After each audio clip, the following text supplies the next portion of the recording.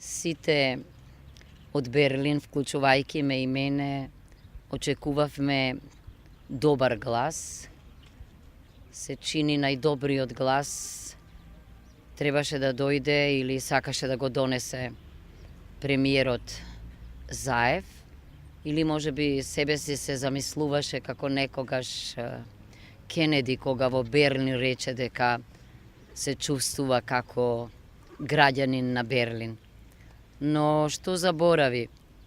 Заборави дека она што му беше соопштено во Берлин не е случајно, туку дека беше веќе донесена одлука.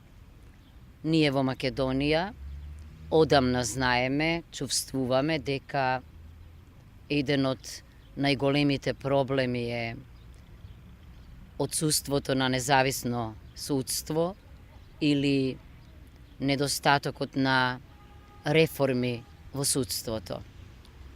Јас со месеци укажував дека ако начело на така нареченото тело за судски реформи стои премиерот, реформите нема да стигнат.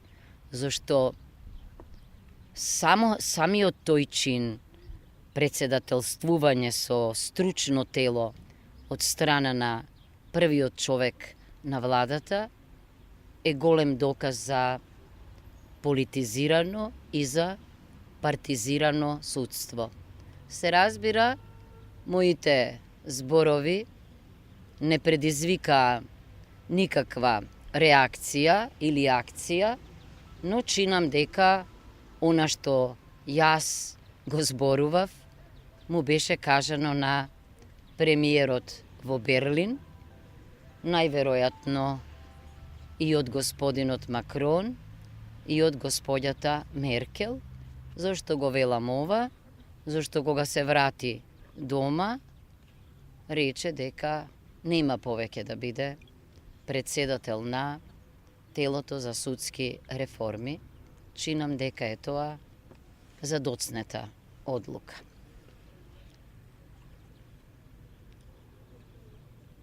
Независното судство е клучен услов за демократска држава, но и еден од важните сегменти во рамките на очекуваните реформи. Членките на Европската Унија, особено основачите на Европската Унија, имаат лошо искуство со земји кои пред нас станале членки на Европската Унија, но со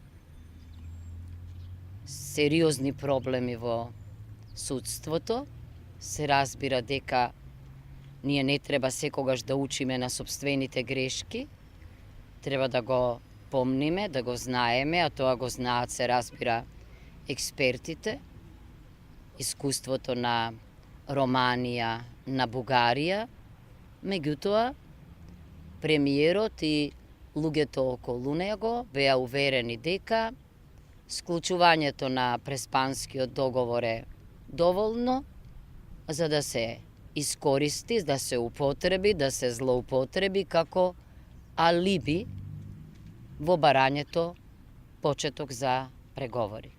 Јас сум уверена дека тоа не е доволно, затоа јас, односно ние се повикуваме на владење на правото и на правдата, оти без тој услов нема ни почеток на преговори, нема ни европеизација.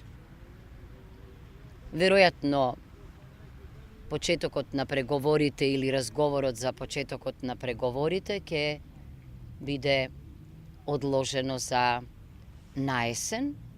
Се разбира дека на премиерот му требаше ветување за почеток на преговори во функција на изборите и на изборниот резултат, а не во функција на градење на независно судство во Република Македонија.